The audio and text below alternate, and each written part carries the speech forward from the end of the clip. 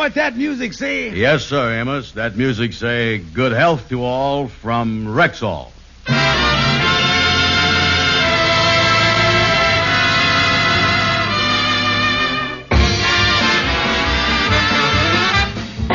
The Amos and Andy Show, transcribed, written by Joe Connolly and Bob Mosier, featuring Ernestine Wade, Johnny Lee, Amanda Randolph, Gene Vanderpyle, Jester Hairston, Jeff Alexander's music, yours truly, Harlow Wilcox, and starring radio's all-time favorites, Freeman Gosden and Charles Correll. Amos and Andy!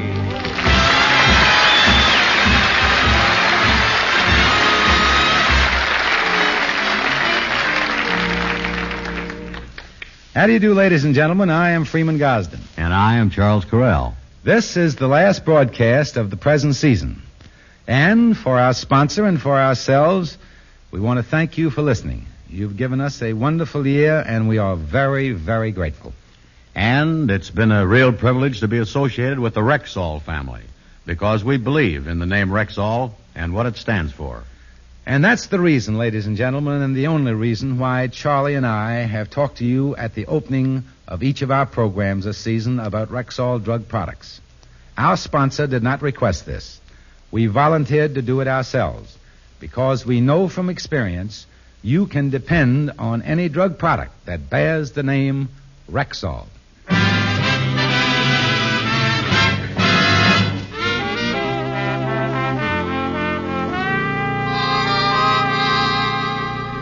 Well, the Kingfish and his wife Sapphire have been fighting so much at home lately that they felt if they went out for the evening, it might help the situation. Leaving Mom at home, they went out to dinner and a movie. Has the gay, festive evening had any effect? Well, let's drop in on the Kingfish and Sapphire as they're returning home. George Stevens, of all the miserable evenings I ever spent in my whole life, this is the worst. Now, wait a minute, You ought to be ashamed of yourself. We just sat there and stared at each other.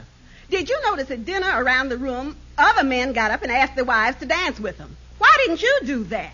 Well, I would have, but I didn't think that you wanted me dancing with other men's wives. Ain't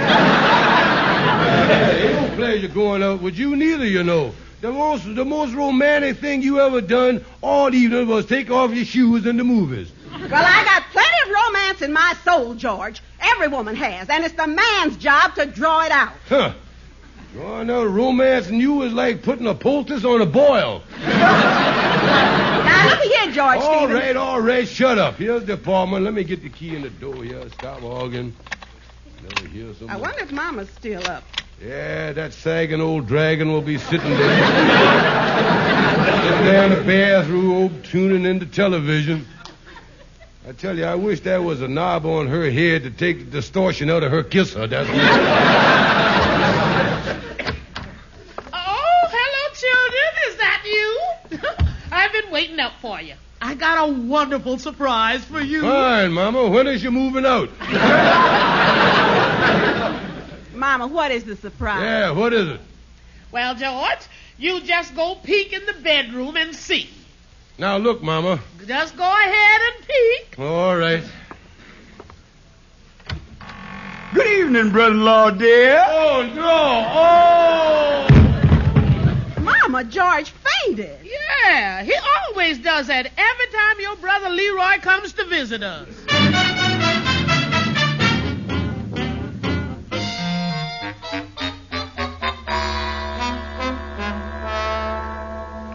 My, what a lovely breakfast this is. Yes, have some more wheat cakes, Leroy, dear. Yes, son. Let me give you some more bacon here. And have some more coffee, honey. And have some more toast, baby. Here, Leroy, sweet. Let me give you some more ham.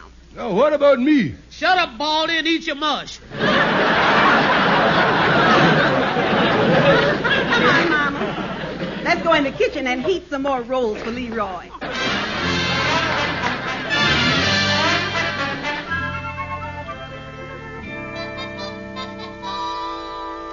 Come on in the lodge, Harlander. Yeah. You say your brother-in-law got into town again last night, huh? He say he only gonna be here a couple of days, but I ain't taking no chances. I done give him a hint that he ain't wanted, you know. I threw his overcoat down the stairs this morning. Yeah, well, you think that's a strong enough hint? Well, the goof was in it at the time I threw it.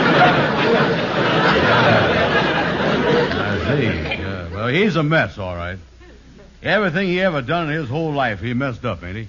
Yeah, he got in big trouble when he worked for the railroad, you know. He did, huh? Well, they sent him out with a section gang. He was too dumb to do anything else, so when the gang was working on the roadbed there, they sent him up the track to watch for trains. Watch for trains, huh? What happened? Well, when he see the train coming, he was supposed to holler, "Here she come." One day he fell asleep and woke up just in time to holler, "There she goes." He looked around, there wasn't no one left to fire him, so he quit. That's the way it is. Well, I guess all you can hope for is, in the 2 days he's going to be with you, that he don't try to interfere and mess up nothing. Well, you really hate him, don't you, Kingfish? Oh, I say I do. I'd kill the stupid goof, but with my luck, Sapphire and Mama would bury him in my best suit, so I ain't.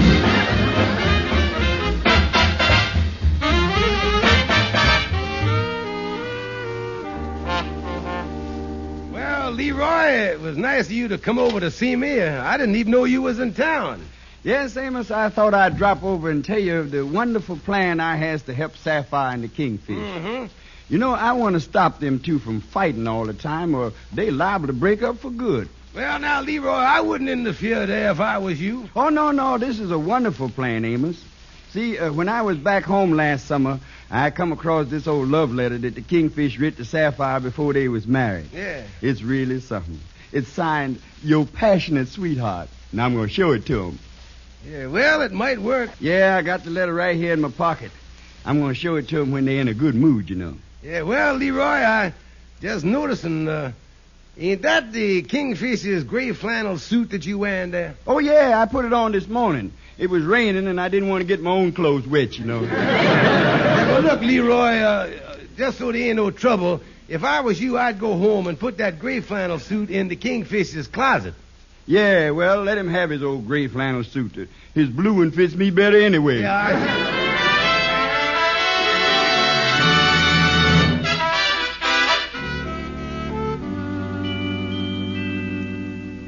Sapphire, I'm going down to the cleaners. Got anything to go?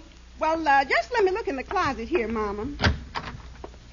Oh, here's this old gray flannel suit of George's. This can go. Let me see if there's anything in the pockets first, though. Let's see. Why, here's a note. There ain't no envelope. Who could he be writing to? What did it say? My dearest darling, It ain't to the milkman, then. My dearest darling, I love you madly. You're so young and beautiful, I cannot live without you. Signed, Your Passionate Sweetheart. Good heavens, you're so young and beautiful. Mama, George is writing a love letter to some young woman. I knew it. You can't trust any of them. But Mama, at George's age, why, he's so old and broke down. Yeah? This is something, all right. You know, it's like a radiator in a junkyard starting to steam.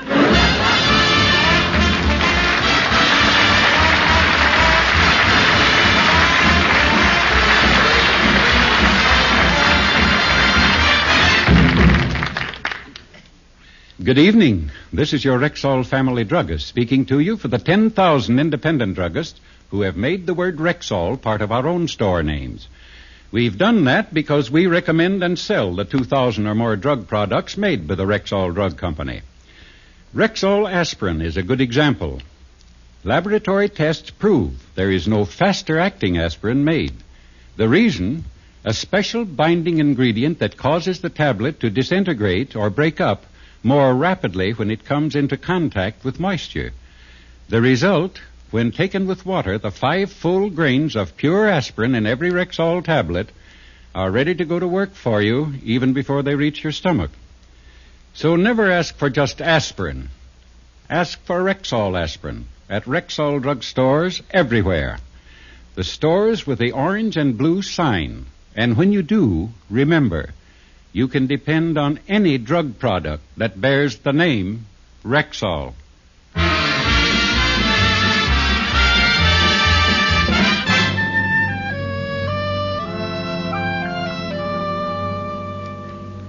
Oh, Mama, what am I going to do? After all these years, George writing this love letter to another woman, and a young girl, too. Why would he get interested in a young girl? Well, daughter, that's the way it is. Even in an old man's home, it's the boys without the teeth that get the baby food. But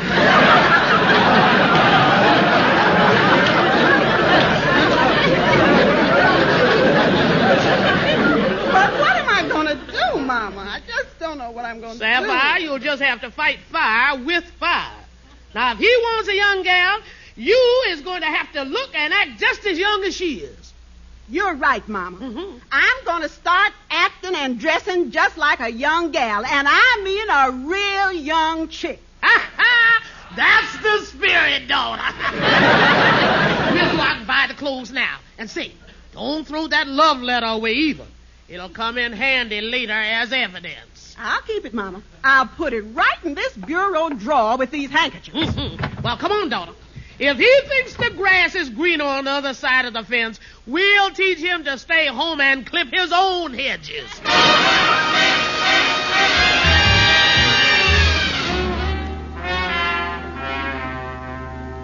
Well, Andy, sorry. I guess there wasn't no use coming up here to my place for lunch after all, was there? No, Leroy really cleaned out that icebox.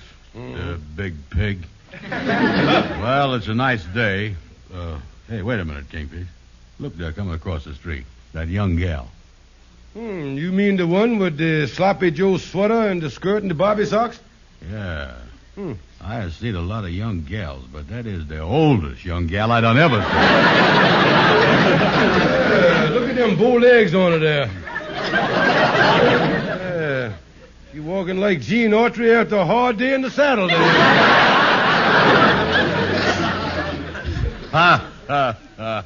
What a goony-looking bird. Yeah, she's a bird.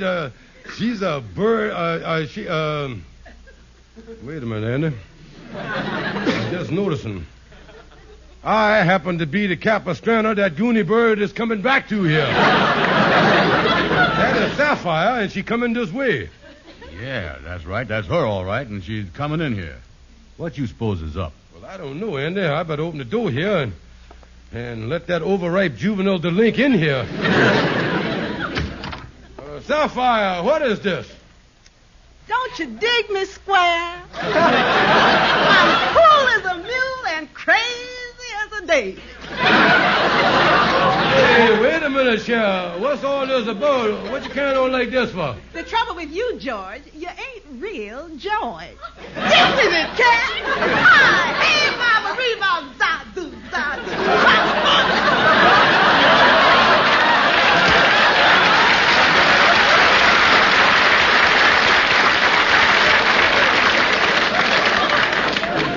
Andy, did you ever see anything like this?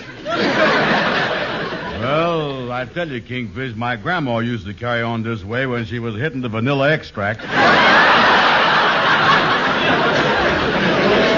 What is this? Where do you get that crazy outfit? Man, this ain't crazy. It's gone. Gone? It's so far gone it was never here. Say, excuse me for protruding, Sapphire, but you look awful funny in that outfit. Oh, what you talking about? This is what all us Jills is wearing, sweaters and skirts. And I'll tell you something else. It was wonderful being able to slip into size 12.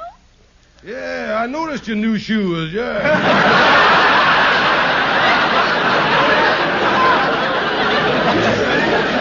Hey, Sapphire, ain't you done something to your hair? Yeah, I noticed it too. It's different. Ain't got that wet mop effect no more. George, this is the new poodle cut all the slick chicks is featuring. Oh, it is, huh? Ah, yeah. Is the slick chicks featuring the bald spot in the back there, too? Yeah. That might be a poodle cut, but I think you got a little Mexican hairless in there. Well, I gotta be taken off. If I stand around here with you dreary cats, I gonna flip. See you later. Yeah, but wait a minute, Sapphire. Jambalaya, crawfish pie, and a filet gumbo. Son of a gun, we're gonna have big fun on the bayou.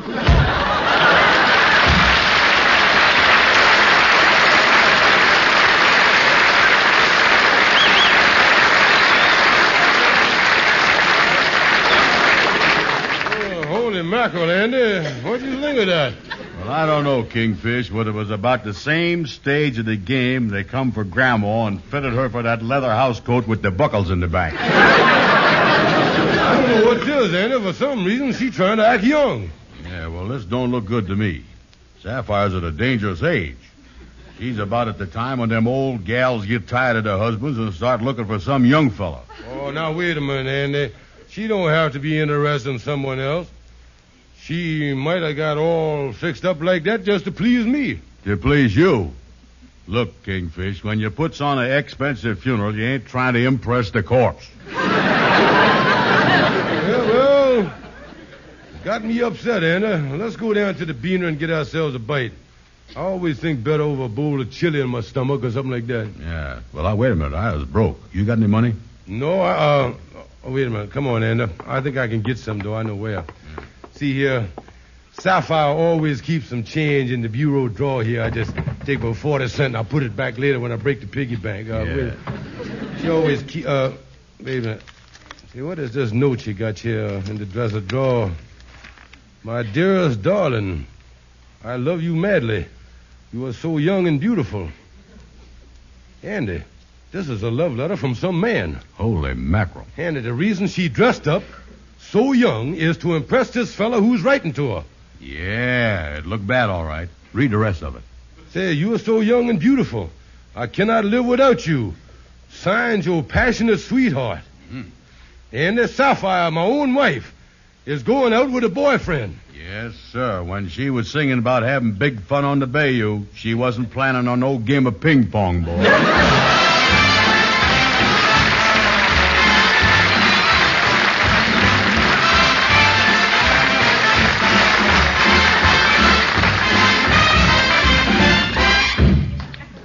Now, here is your Rexall family druggist.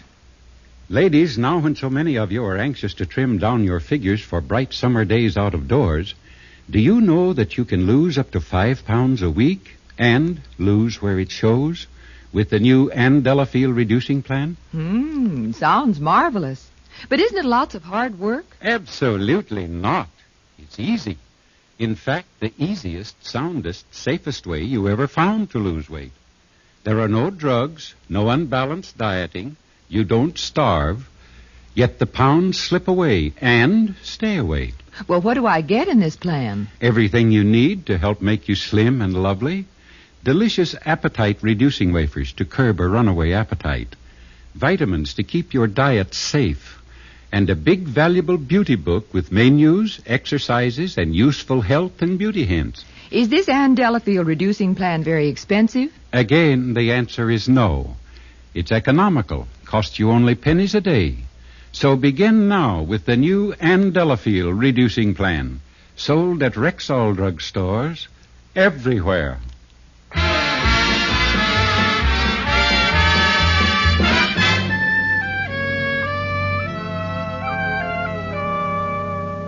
So, Kingfish, you figure from that letter that Sapphire got a boyfriend that done been writing love letters to her, huh? Yes, Andy, I'm sure of it.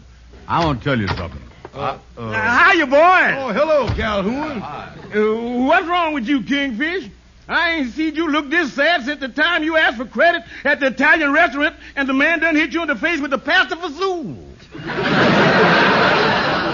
Calhoun, I was in a mess. I need your advice. My wife is getting love letters from another man. That's right. And what can the Kingfish do to bring Sapphire to her senses, Calhoun? Well, why don't you use the old dog in the manger routine, Kingfish? What's that? Sapphire don't want you now because nobody else wants you. But if she thought some other gal was interested in you, she'd soon change her story. Yeah, that's a great idea. Yeah. Let her see me out with some other woman. Yeah. Say, yeah. Say, Andy, you got a lot of gals. Couldn't you kind of lease lend me one for the evening? Yeah, I can do it. I think I know a gal to do it, too. Lulu Fontaine. Mm-hmm. Yeah, she's intelligent, too, boy. She is the head boner at the tuna fish plant.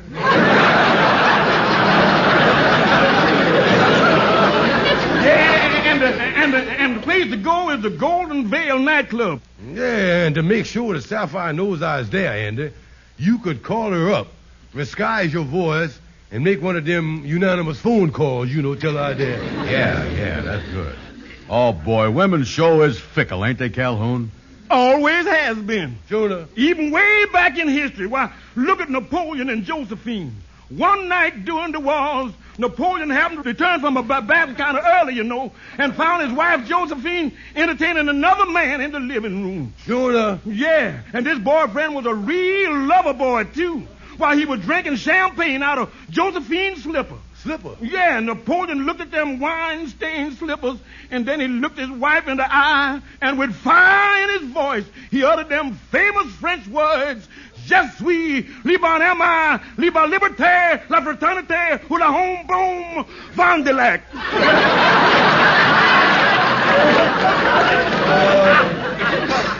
What do that mean? Who gonna pay for them shoes? Oh, yeah.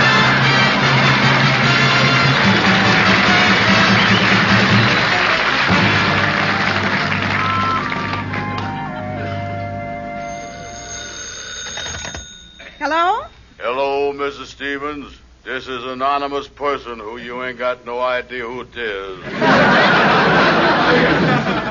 What? What's this? If you goes down to the Golden Veil nightclub tonight, you will see something you shouldn't ought to see. That's the Golden Veil. Golden Veil? Yeah, you will see your husband tating with a young tomato. Repeat, young tomato. That is all. Roger, over. Who was that? I don't know, Mama. Somebody said George is going to be with a young girl at the Golden Veil nightclub Mama, that's why he didn't come home tonight. I'll bet it's that same young hussy he writ that love letter to. Where's my umbrella? Let's go.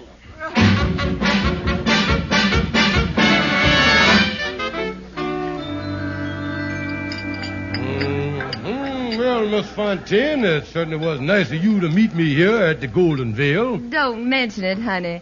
It's a pleasure to do it for you, lover boy. Miss Lulu, the name is Mr. Stevens. Now, let's figure out what we can do when my wife gets here to make her jealous. Well, I could sort of snuggle up to you like this. Or I could snuggle up to you real close like this.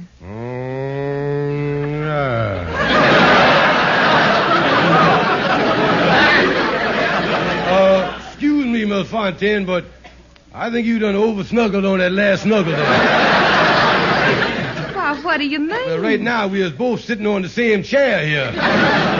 Oh, excuse me. Well, you see, it would be, kind of hot in here, ain't it? Oh, I've got it. When your wife gets here, I'll have my arm around you and be rubbing you on the back of the neck, nice and soft, like this. Well, that feels, that's a nice,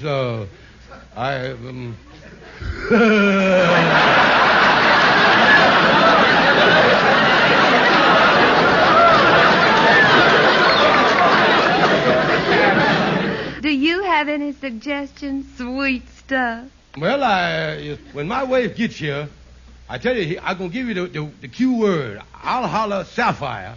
Now, when I holler Sapphire, you throws your arms around me and say, honey bun, kiss me. All right. When you holler Sapphire, see, who's this fella coming over here to the table? Holy mackerel, it's my brother-in-law, Leroy. Oh, what a break. This'll get back to Sapphire faster than I thought. Him seeing me sitting here with a beautiful gal like you. Hiya, Goofy. Oh, well, bless my soul if it ain't the Kingfish. Yeah, well, Goof, I guess you caught me with the goods. You done caught me here with a beautiful young gal. Unfortunate for me, why, I know you're going to get it right back to Sapphire. Don't be silly, brother-in-law, dear. For you to be out with a gal like this could only be two things. Either business or she lost out on a quiz program and had to take the consequences. Now, wait a minute, Leroy. And on top of that, why would I tell Sapphire? I'm trying to bring you two together. I even brung an old love letter up with me from Georgia that you wrote to Sapphire years ago. No, you see, what we doing is tater-tating here. This is my, you say, you brung up some kind of love letter. What is that? Yeah, you read it years ago. It was signed, Your Passionate Sweetheart. What? I don't know what happened to the thing. I must have lost it. Well, wait a minute. I found it. But I thought the thing, oh, no. I'll see you around, Kingfish. I got to leave with my friends now. Oh, holy mackerel. I done got jealous over my own love letter. What's the matter here? Well, don't ask no questions, Lulu. I got to get out of here. Slide around the table there. Hurry up. Oh. Excuse me, lady. Well, George Stevens. Sapphire. Honey bun, kiss me. Lulu, let me out of here. Let me go. George Stevens, this is the hussy you've been writing them love letters Now, look, to. Sapphire, Mama, I can explain. Explain nothing. Take this. No, ow, no, not with the umbrella. No, Take no. that. Oh, And this, and this. Mama, please, help.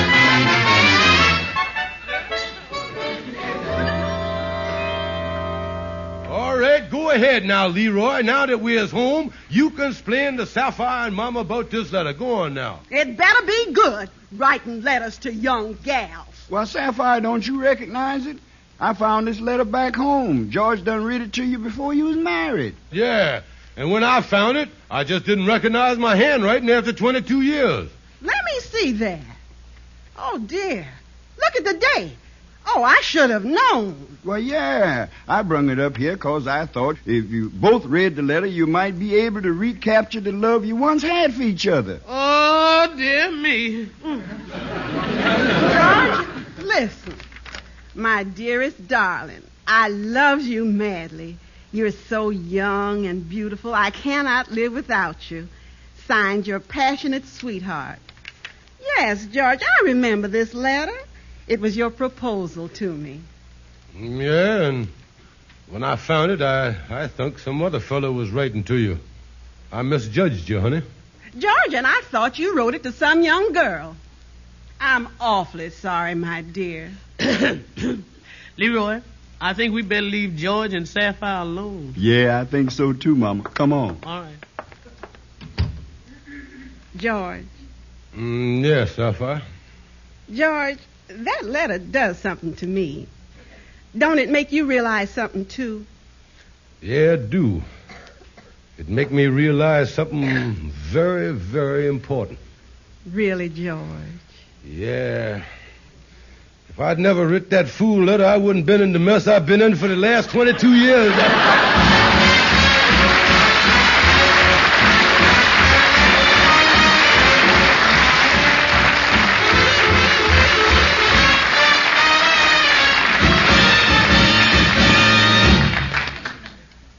Again, here is your Rexall family druggist. Right now, I have a duty to perform for the makers of Rexall drug products and the 10,000 Rexall family druggists. A duty that's a privilege and a pleasure. They have asked me to thank Amos and Andy for a season that's been a high spot in radio listening. And so to you, Freeman Gosden, and to you, Charles Correll, Amos and Andy, thank you and Godspeed until your return to the air for Rexall at this same time on this same network next fall. In the meantime, happy vacation. And now, our heartfelt thanks to you, our sponsors, and our listeners who make the Amos and Andy Show possible. It's been a grand season, and we are very grateful for the way you've invited us into your homes each week. And that goes for me, too, ladies and gentlemen. You may have heard it rumored that Correll and I were retiring from radio at the end of this season. But we are very happy to tell you now that we will be back in the fall at the same time.